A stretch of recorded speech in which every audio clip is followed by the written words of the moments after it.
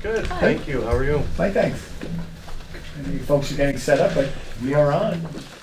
My name is Bob Schaefer. I brought with me Paul McDonald, Jeremy Martell, and Carla Price.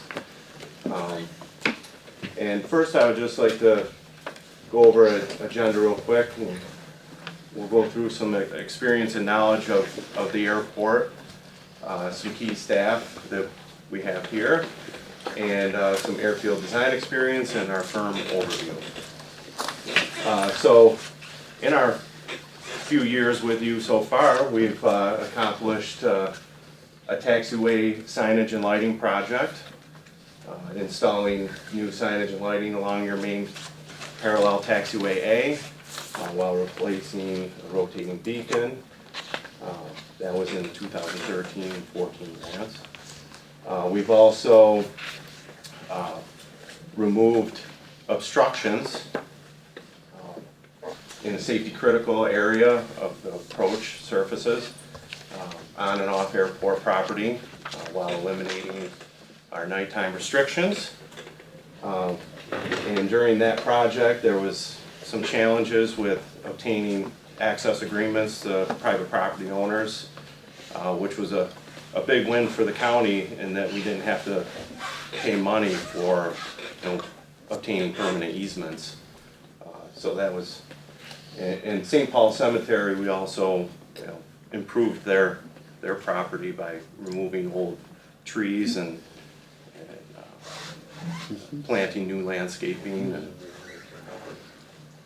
we're in the final stages of wrapping this one up. What's holding up the closeout is we're trying to get back the discretionary or the reimbursement that was done for a flight check there, and I think that the FAA will include that within this grant. That's the reason for not closing that out. And also we just finished the design of apron reconstruction. That's to reconstruct the main FBO apron and expand the concrete fueling pad, replacing existing gate components that have aged over the years, and improve drainage to set up for future hangar expansion. Some other projects on the ACIP upcoming are the construction of the apron, which I'd also like to announce that we've obtained and secured over $600,000 of discretionary funding for that project, on top of the $150,000 you receive in entitlement each year. So this is a list of projects on your ACIP, which I noticed in the RFQ was an older version. So upon our presentation we have handouts of the new updated ACIP, which was done in February of this year, and we're going to hand out this presentation as well in a couple of handouts. Also some New York State DOT funded projects that we have submitted for in the past and would like to again are the FBO building rehabilitation, existing hangar rehab, and new T hangars and corporate hangars, along with a business plan. With that, I'd like to turn it over to Paul McDonald. He has over 30 years of experience in the management of airport planning, design, construction projects, environmental assessments, and he is also a commercial pilot. So, thank you. Thanks, Bob. Bob's talking about some of the nuts and bolts projects that he's doing and working for you right now. I'm talking a little bit about the future. airport development, airport planning, airport environmental issues that we're ready to help you with as you move forward. One of the big things we do here in upstate New York is hangar development. And the left side is actually just a schematic of your existing plan. For hangar development, there's lots of different options that you can consider. And we know that you're working with a potential tenant now to build a hangar for them. We've been focused on getting funding for some of our airports, including small airports like Oneonta, Sydney, even the smallest airport in New York State, Schroon Lake. We've gotten them money for a hangar project. As well as the big commercial airports too, but we'll forget about the commercial airports for now. We've been getting funding for our clients through the New York State DOT program. Jeremy's going to talk more about that. We've also been working on the private side with design-build projects.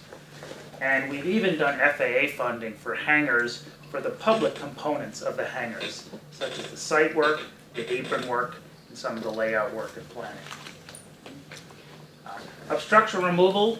You're familiar with our work. Bob was just explaining on the south side. He's finished helping you with the south side of the airport. FAA has a new obstruction program nationally that they're using for obstruction analysis. We've been using this new program. It's called AGIS, or Airport GIS, and it's a new required system to evaluate obstructions. There are some other benefits to that program in terms of mapping and new flight procedures that also would be a benefit if you're at Norwich.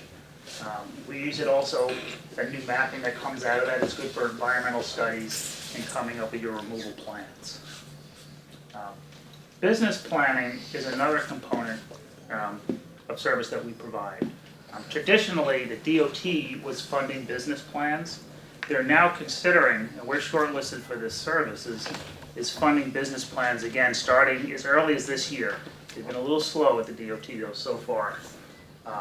But we've also been doing business plans as part of an FAA master plan. FAA doesn't like the term business plans, but within the master plan process, we've been able to get the development of hangar plans, aeronautical, non-aeronautical uses, and doing the environmental reviews for hangars as part of an airport master plan funded by the FAA. This is just an illustration. We know you're concerned about the instrument approaches. Bob was briefly explaining that the project he finished helped you get your nighttime visibility back for the southern approach. This is the northern end, runway 119. Your approach is offset by about 18 degrees. This can be a problem during low visibility conditions for your operators. They have to do a sidestep approach to land on the runway. The new obstruction data program that FAA has can help to look at alternative approaches that may not have been able in the past by having better data into the FAA database through their new AGIS program. So this is something we can help work with if this is a goal for the airport for better and improved approaches as you move forward. Just lastly, I'm going to keep it brief. Airport planning is one of the big things we do. FAA recommends doing planning every 10 years at minimum. Your last plan was 2010, so it's time to start thinking about when you would do the next plan for the airport. And unlike having a 3-inch thick document of just planning, we like to focus that on just the key elements that are important to your airport. Whether that being, again, the obstruction, airport GIS, business plans, hangar developments, environmental concerns. Get as much of those FAA requirements completed as part of the master plan and funded by them.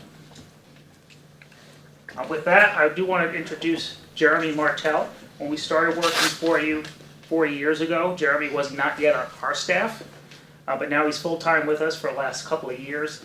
He's a new service that we provide. He's an aviation development specialist. He came out of the military, he came out of the airport management world, and he provides a new category of service for us, working for our airport throughout New York. Thank you, Paul. Well, as Paul said, my name is Jeremy Martell. I bring a kind of a different approach to services for airports of all different sizes. CHA is committed to aviation in the state of New York. They've afforded me the opportunity to be involved with several organizations. One is the New York Aviation Management Association. New York Aviation Management Association lobbies on behalf of airports upstate And you may have heard of the $200 million upstate economic development program that Governor Cuomo had signed, which allowed for funding of a capital program for airports across the upstate. I was president of that organization in 2016 when we secured that. We also lobbied to pass legislation for the Aviation Jobs Act, which is sales and use exemption for aircraft based in New York State. So we felt that that was a good way for aircraft to be drawn back to the state after they had left. I've provided testimony to both houses of the legislature, and really think that this is an important piece to rounding out the team here. CHA has a long history with working with New York State DOT. As Paul made mention of earlier, CHA was recently shortlisted for a statewide aviation on-call with New York State DOT. We have significant experience with their capital programs. We know their staff. I met with Gerardo Mendoza, the Aviation Bureau Director, 2 weeks ago, and we were talking a little bit about the programs that they have coming up. With my role, I have that access, so I think that would be of a great benefit to the airport. These are just some airports that we provided the capital grant planning for recently. We can help you with your AIP matching grants and payouts and those types of things, which are very important. I mean, finishing up the paperwork is a very important, tedious part of what it is that is required.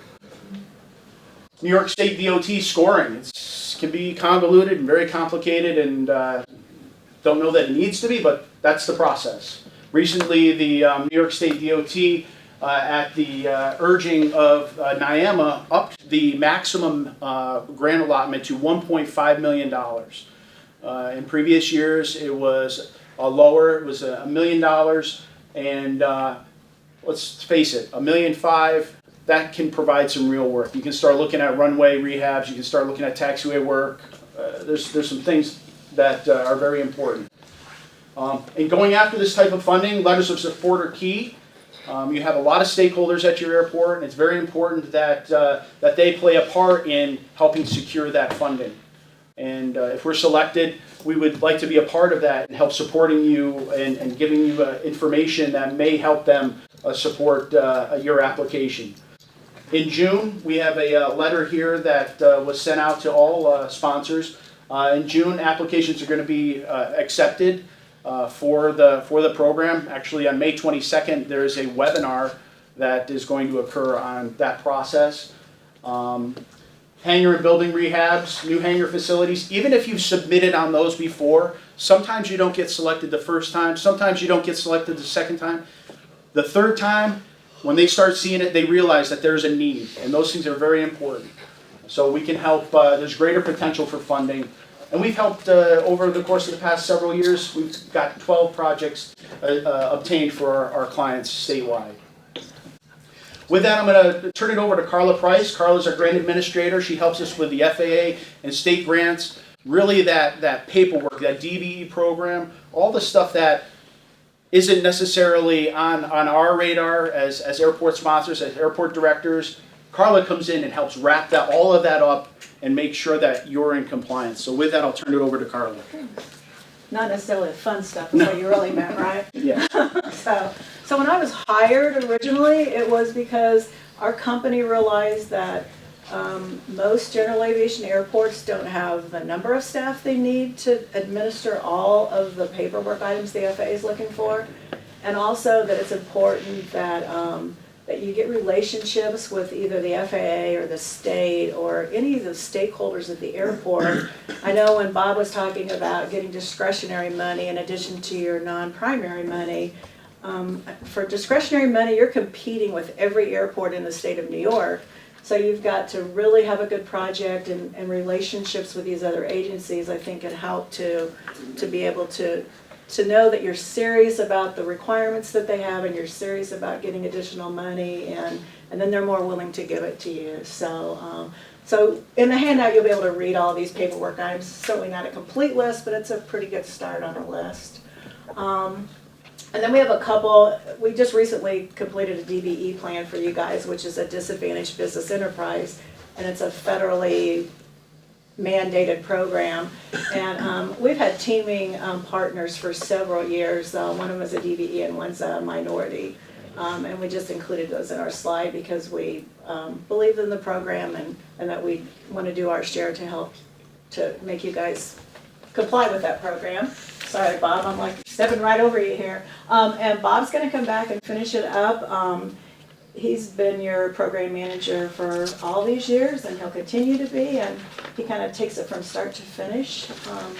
So, Thanks, to Bob. Yeah, so I keep everybody on schedule and within budget, and, you know, I'll be the face of CHA here for the next 5 years if you want to continue with CHA, and I'm involved in everything from the initial FAA communication, grant applications through the plans and development of the plans, specifications, right through the bidding assistance, which has been a challenge in the Apron project here recently, and then right through construction administration, and right through the closeout. These are some of the airports that we have experience with in New York State. And you know, this experience includes the runways, taxiways, aprons, lighting, all lined up with what you have scheduled in your upcoming ACIP, apron expansions, fence installs, and things like that. So Jeremy's gonna wrap it up and explain who we are as a company and what we can do. Well, why CHA? I mean, what sets us apart from our competition? Well, I believe we're a 60-something-year-old company. I think we're up to 60 years now. We've got 1,000 professionals, 60 professionals dedicated to aviation. We have offices. Our New York offices consist of Albany, Rochester. We have a Syracuse office and Buffalo. We've got extensive experience at general aviation airports. I've managed general aviation airport. I managed Orange County Airport down near Westchester. We have relationships with the New York ADO. We have relationships with New York State DOT. I think we have very strong working relationships. I'm the chairman of the committee for ACEC New York, the aviation committee that's set up. We have a monthly conference call with Evelyn Martinez to talk about issues with aviation engineering across the state. Our team here is the team that will work with you. This isn't a bait and switch. People that you see here will be the people that will work on your program. We're dedicated to that. We know your program coming up. We'd like to learn more. We want to be a partner with you and continue that partnership. We think that's very, very important. So with that, I'd like to open it up to questions and discussion items, and we'll try to do our best to answer any questions you have. Well, thank you. There was a diagram put up, you may wish to repeat that slide, showing the approach alignment for 19. And Paul will talk. Paul will talk to that. Which one would you like to see? The previous one? For what? That's what we have right now. Yes, that's what you have now. Did you examine the approach procedure document?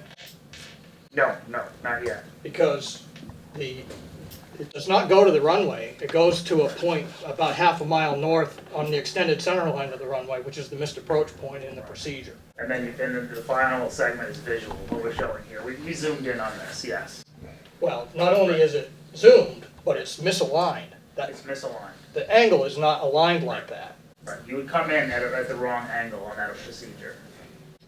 Go on, I'm waiting for the question. No, so my observation is that dotted line is not accurate. Are you with what I'm showing here? Correct. The last thing I'm showing here will be actually the visual action the pilot would take from the missed approach point. No, that is not correct either. Okay. Because if you look at the missed approach procedure, the HACVA missed approach point is about a half mile from the end of the runway on the extended center line of the runway. Understood. That's what I am agreeing with you. How did FAA come up with this approach? Do you know the history beyond it? That is one thing I would ask you guys to say. We don't know why. Could you find out for us why it was ever changed? We struggle with those kind of things. Right.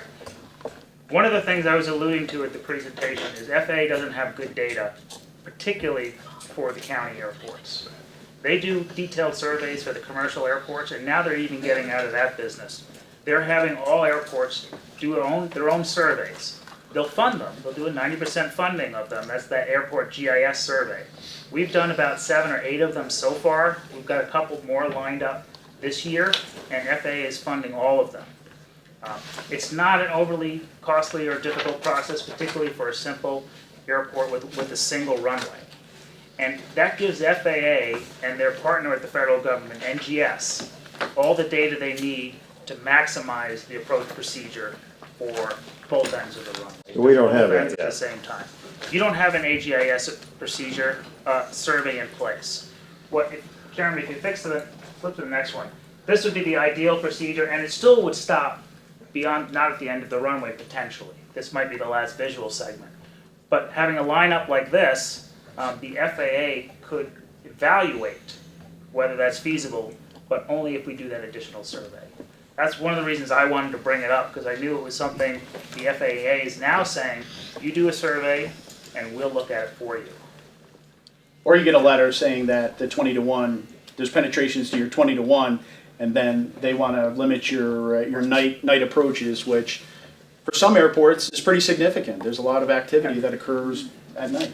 Have you reached out to the FAA and asked them the questions about the offset approach and why they've done it? No, because there's another pending question I want answered first, and I'm working on that. Right, because even before you do a detailed survey, I think it's worthwhile for the airport to send the FAA a letter saying we're having trouble with the existing 1.9 procedure and wondering if they could review improvements and enhancements to it that address the problems you are identifying. What's your next question was? And we can help you out. We can help you out with that. In respect to your reason that you're here, let me ask this question then. How would you see going forward if you're selected to fairly quickly and accurately update, especially the airport steering committee, with knowledge of the history and the limitations and constraints that are the basis for our approaches, for our published runway lengths, with different acronyms. For example, the total landing distance available, 4119. Where does that come from? What's it based on? There's a lot of us who would love to know accurate answers to these kinds of questions. So my question is, how would you see that going forward for CHA if selected to help us really get up to speed on those issues? What I'd like to do is, if you have space on your next agenda, put us in the next agenda, and between now and then, we'll research everything we can with the FAA in advance of that. And we'll have some answers, and we'll still have a list of questions on how to move forward from there. And I definitely think we could find out most of your questions. With the FAA changes in staff, and we work with the New York ADO every week. The people developing the approaches are not the New York ADO that Don's been working with all along. So there is a communication issue to address, but I think we can find out most of the answers and come up with a plan to move forward. So I'm hearing you say that one of the things that you would want to see is a list of questions to respond to. That's part of the answer to my question, correct? Yes, after we come up with the answers to as many answers as we can from the questions you've already asked, we present them back here at the next steering committee meeting, and we'll go from there.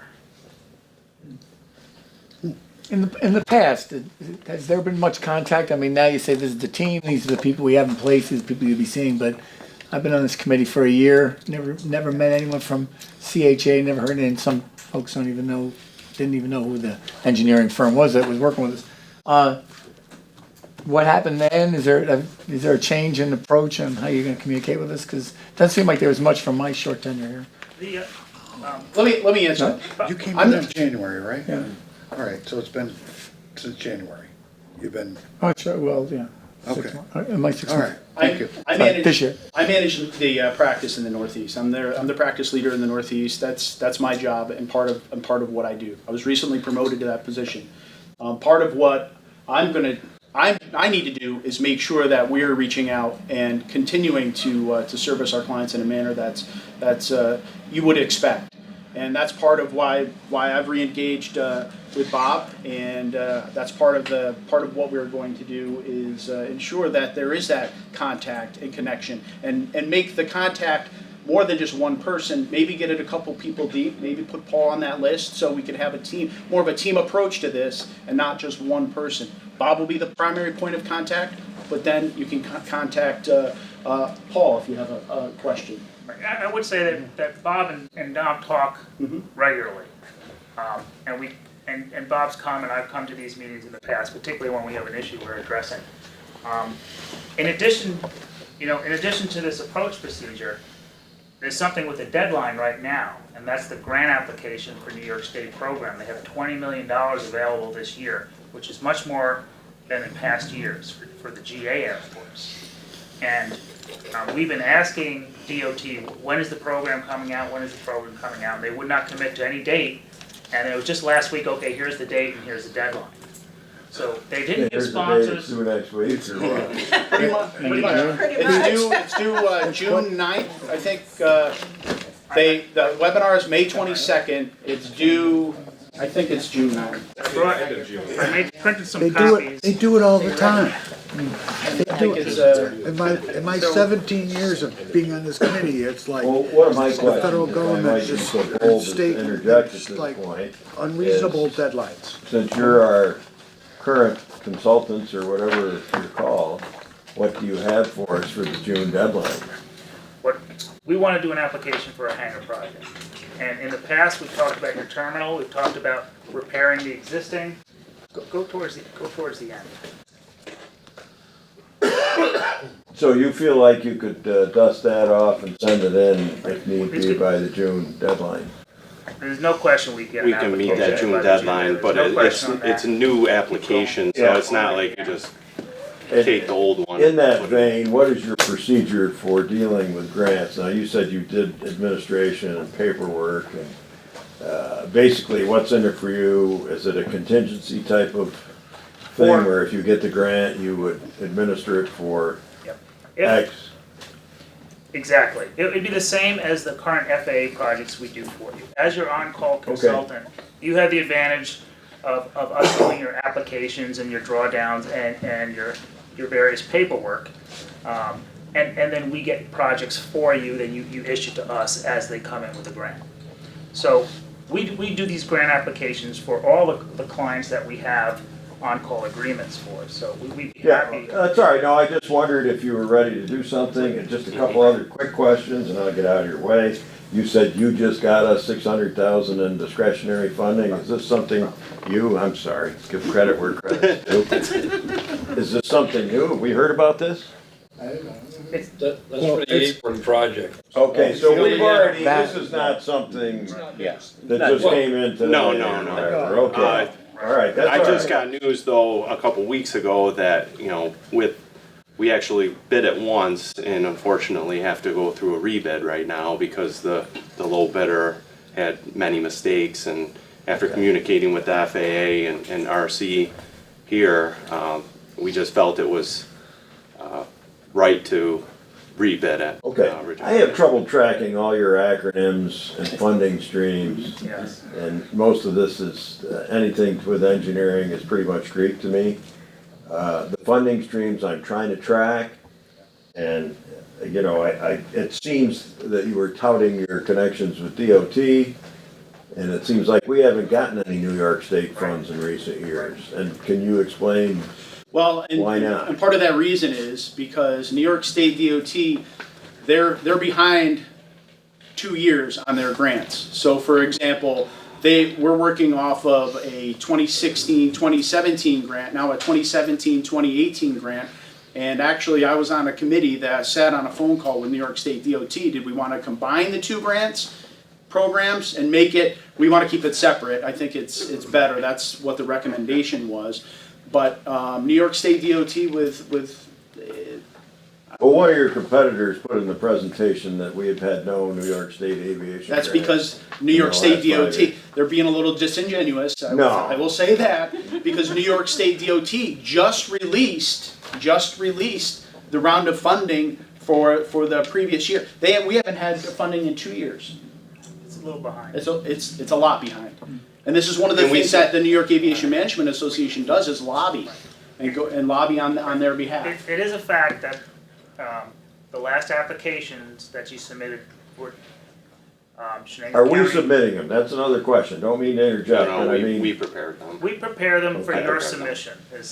We do the background work, we prepare the application based on your guidance and what the project you want, and then you sign it and submit it. are we asking for the wrong things? In the past, there was less money available, and they got 100 applications It's and like they trying to get an issued. answer from my wife. There's $22.5 million that's available for the next round of funding. Okay. Okay. Previously, there was like $10 million for 100 airport applications. Right, so that's hardly why, anything available. with the threshold of $1.5 million, and there being more money in the pot, that makes some of these projects score a little bit higher because there's more money to go around. And I guess that's, that's what I was saying, where you were referring, I think, to what scores, like your batting average is 90% on, Right. what was it? The approach study or whatever you call it. And that's what I meant when I saying, are we asking for the wrong thing? Are we expecting too much or? Right. It was specifically the ones you submitted and didn't get were for repairs to the existing bulk hangars and the terminal building. They were for maintenance projects. And then Last year we did for 4 T hangers. 4 T hangars. Yeah, and added, we got erected tube, where we saw what it was gonna cost for the materials and then to build it. and here's the criteria. Out of 100 points, the economic benefit, they go down, and as you get down, I mean, you start looking at like smart growth, for example, or grant experience, application quality. The top tier is project purpose. These are to be funded, these programs are designed generally for things that are gonna generate revenue for the airport. Typically, that's what they're used for, because the FAA doesn't fund that. I don't think They you're wanna asking for the create wrong jobs. things. I think asking for hangar and hangar-related work is the correct thing. I think the problem's been many people asking for lots of money, and now there is a tendency to spread the work around. It won't say that, it does not say that in here. But you'll find if you do an analysis, you'll see that whoever got a grant last year is not gonna get one this year. It will never say that in here. That's And that's just a why coincidence. that's why these are very important. What will it mean to your stakeholders? What will it mean to the people that are gonna use the airport? How will this generate economic development? How many jobs will it bring? And we can help, we can facilitate that discussion. You know, if they can come in at night on an approach and bring in the CEO, whoever, that's important. That means a lot to New York State DOT. Yes, sir. So obviously, Shenango County has a trust fund that they want to conserve as long as they possibly can. Are there any funding sources that you know of that wouldn't dip into that local share?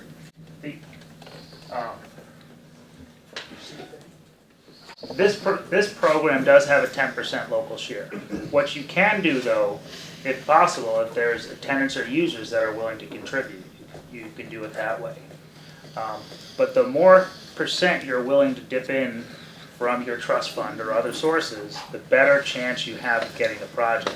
So that is somewhat problematic, is that the larger airport sponsors who have more Money. sources for money can put in a higher percentage. So 0% local share is not an option on granting. It's not an option on this program. How about any other programs? The FAA program is 5% state match, so that's a 95% funded, 5% local match. I have a question for you, and this would be unique to your firm because you're our president engineer. I'm hearing frustration. It seems like there's a lot of unanswered questions. I'm listening to Dave question things that probably should have been part of the conversation over the last 5 years. Why does there seem to be such is there a chasm between the work that you're doing and then the information that's coming to the airport steering committee? Because if they don't have the answers, surely this committee is going to be in a worse situation because we depend on them. It seems like there seems to be a lot of questions, and you can explain maybe what happened What were then those- and what you may What do type now. of questions? We're talking about the approaches, there's about projects coming up. There were certain things that it seemed like, Well, let me give an example. sure, that would be better. The necessity for the flight check for the PAPIs, after the obstructions were removed on the south end, the airport steering committee realized at some point that that was a necessity because one of the PAPIs had never actually been fully commissioned. Had that been fully anticipated, that funding could have been in that project from the beginning. That is the funding to Right. perform the flight check. So that was a miss. And we picked up on it later, but it sure would have been helpful to have that, rolled into the scope of the project from the very beginning. So that's an example of the kinds of improvements to step up and, better anticipate these kinds of things. The more of an entire review of the range of issues that a project may touch would certainly be good, and I'm inviting your response to how CHA proposes to go forward on that interest. That's actually not uncommon. When I was at Orange County Airport, the FAA was paying for power to an airport-owned visual aid, and the FAA didn't even realize that they were paying for that power. So there's even disconnects between the regulatory agencies, the airport sponsors, and it may not be clear or apparent to an engineering firm that would come in and do that as to who would own that. So there's a lot of mixed lines with how the communication goes, who owns what. Not saying that was the case with this one, but Yeah, I think we could be invited and attend your airport meetings each month. is that something that would be welcome? Some clients don't want us at their meetings. They would prefer to have them outside without having. It's fair to say from the airport steering committee that would be very welcome at this point. So Dave, also what I'm learning is that the FAA will not reimburse for a flight check after an obstruction removal project. It's only because of the PAPIs never being commissioned in the first place is the reason why they will actually reimburse you for that flight check. So it wasn't really part of. So you're going for a different end. It wasn't like somebody missed it and forgot to put it in the grant, which is our Right, perception. it wouldn't have been able to be put into that grant. to But it begin would have been able to be addressed in some fashion, correct? It is, and I think we're going to secure that with a letter that Don is But I gonna mean, send. at the time. I mean, the flight check's already done. It's a reimbursable agreement, and we think we're gonna be reimbursed fully for it. So we would have to include that in any grant, when you were to do the flight check. It couldn't have been included in the obstruction project. Okay. This committee, unfortunately, we're not pilots, and so we start talking acronyms and all these things. Our job, unfortunately, or fortunately, is sort of a fiduciary responsibility of the county to make the airport be as viable as it can be. As you know, we're drawing from a fund. And so some of your competitors, and they come in and talk, they're laying out, well, we have to identify and put together a plan so that we can minimize that draw off of the fund and make this airport more profitable, whatever. And I think that's kind of what we're looking for. And you guys have been our group for 5 years, and I don't recall having that sort of master plan from you guys. Right, your master plan was from 2010, and I think you can get it every year. The 5-year plan that we do for FAA,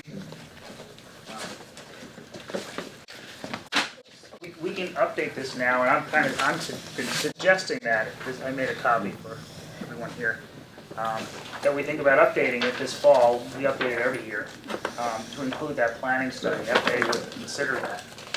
And address just those types of things that you were referring to in some of my presentations. Well, I guess what I'm saying is that, you know, we're looking for the impediments to being a, if not profitable, a less costly Right. entity. And I just, you know, I've been here for the period of time you've been here, and, you know, yes, when we asked for obstruction, you know, you did that, but I didn't seem to get your vision, if you will, for the airport to help us. One of the things we did when we first started working for it is we did try to get funding for a business plan, but it was rejected at the time by the FAA. And then now we do a different procedure where when we update the master plan, we include the business planning within that. So that was our first attempt at trying to get a decent amount of resources to go through that. But even in advance of doing that type of planning, I think what the goals of the committee are is in terms of upgrading and improving your existing buildings, getting a grant for a new hangar, supporting a new tenant, even leasing property that you might have on the state highway that you don't need for aeronautical use. All of those are potential ways to improve the bottom line. Just, no, again, I've been on this committee a long, long time, and we've run into issues, but just a feather in your cap, I guess, the clearing, the obstruction removal, I thought it went really well. I thought it went pretty smoothly compared to some others that I've heard in the past. There were loose ends on a previous obstruction removal. There was people weren't getting paid. It was a nightmare. I think that obstruction removal that you did went relatively smoothly. Thank you. And Doug had a big part in that and in dealing with some of the property owners too. Although the cost estimates weren't exactly what I would call spot on. They're big, right. I mean, like by double. I mean, you know. We had a lot of restrictions on how they could remove the trees, but you know, it's a low-cost process and low bidder won. What we've done in many places in New York State is spend a lot of time and money buying permanent easements to remove trees. Right. And the group here was able to avoid that entirely. And turn the cemetery into a win, where they had headstones that were being pushed over by giant trees, and they came out ahead of the game after we went in there and removed their giant trees. I think just an article in the paper recognizing the nursing home was really the big thing that we had to do to get them to move forward with it. Any other questions? Okay. Dave, I know you got Why are you one. looking at me? I'm scanning the room. It's my job. Looking for the cues. Good, thanks. All right. We appreciate your time. Thanks very much, and we'll get hold of you. Are we about ready? Nice to see you. You too. What? Don't look at me.